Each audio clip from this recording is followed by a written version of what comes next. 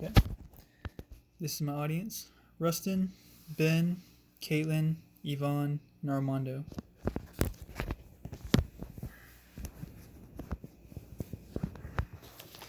All right. Here are my notes.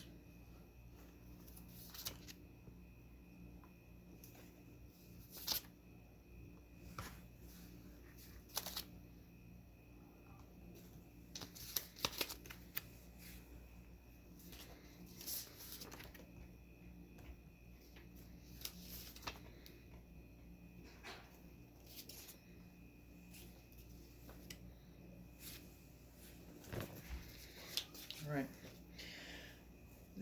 The green building market in the U.S. is expected to hit $99.8 billion by 2023. The information was found in a blog called The Cream of All the Facts and Statistics on Green Buildings, published in 2021 by Mira Rokovic. The blog is home for more than 25 different up-to-date facts regarding the idea of green buildings.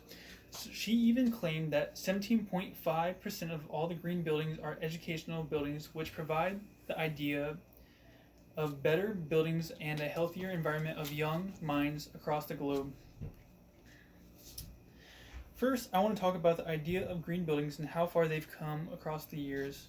Green buildings is a broad term that is used to describe buildings that are created in the sole purpose of being sustainable, and in some methods or another, the following LEED's guidelines. LEED is an organization that stands for the Leadership in Energy and Environment Design, which provides guidelines for how a building can meet certain health standards. A strong statistic by green buildings in the United States that the number of LEED certification projects in the U.S. rose from 296 certifications in 2006 up to over 67,200 in 2018. The era of green buildings is coming to fruition, while the old methods are slowly being phased out.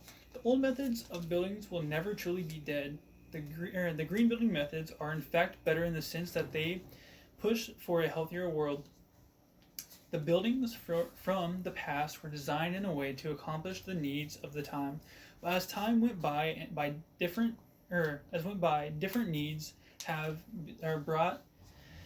been brought to the surface, and new ways of building is needed. An article called "The Common Lament Misses Critical Content About the Style, Trends, and Buildings Materials in the Past," written by Kate Wagner. It talks about how many buildings of the 19th and early 20th century use a variety of materials we consider quite understandable, such as lead paint and asbestos.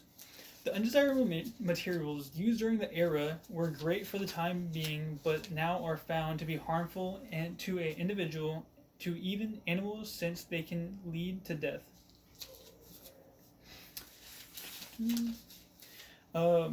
Now, as time has shifted forward, the materials we use now are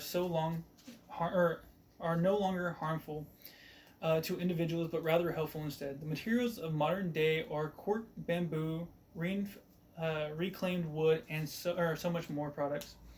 In a video by Joel Hirschberg in support of the Green Building Supply Company, they focus on the idea of helping others through the use of materials. He started put out as a person that wanted to change or to create a healthier house for him and his wife. After they built it, many people asked for advice. They even stated that they wanted to give these products so that they could relieve suffering from others. After having an understanding of the type of materials and the push for better living within the spaces, it is important to look at what the building ways impacted people back then versus now. When thinking about the past, a major thing comes to mind: sick building syndrome. Sick building syndrome is caused from people staying in the building and not having well ventilated air.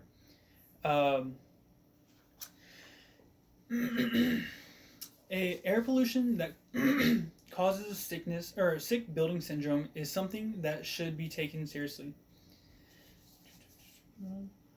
An article written by Kowalski states that a study was done then found and air pollution any have been responsible for more than 850 deaths in the 2007 alone. While that syndrome was horrific and caused plethora of issues, the new way of building prevents this from happening in the future.